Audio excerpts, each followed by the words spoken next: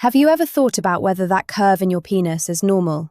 Well, I'm Rena, a urologist and pelvic surgeon, and today we're going to discuss what is considered normal when it comes to penile curvature, how many men have it, and how many do not.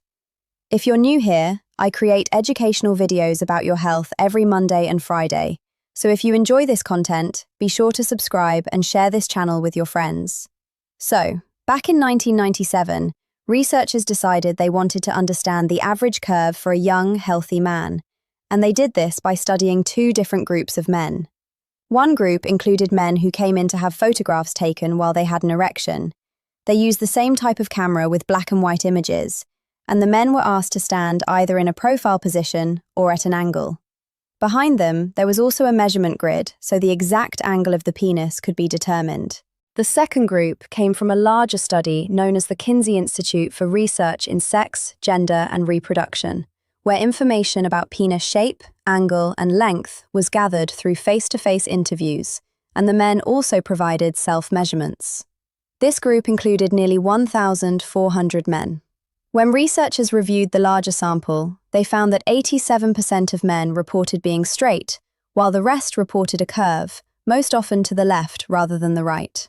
The results were similar among those who had photographs taken. From a side view, about 70% of erections were straight, 25% curved upward or in a U shape, and the remaining 5% curved downward or in an N shape. This closely matched the photo data, although there was a slightly higher number of men with a downward curve in the photo group, around 15%. Looking more closely at the angle, if the penis pointed directly upward, that was considered 0 degrees. And if it was completely straight out, that was 90 degrees. The average angle across both groups was about 65.7 degrees and 74.3 degrees. This shows that a variation of about 0 to 30 degrees from straight is common. In both groups, about half of erections fell between 30 to 60 degrees or 60 to 90 degrees, meaning most people with a curve fall within that 30 to 60 degree range from straight. When looking at those considered essentially straight, between 85 and 90 degrees, the numbers were quite small, about 24% in the survey group and around 9% in the photo group.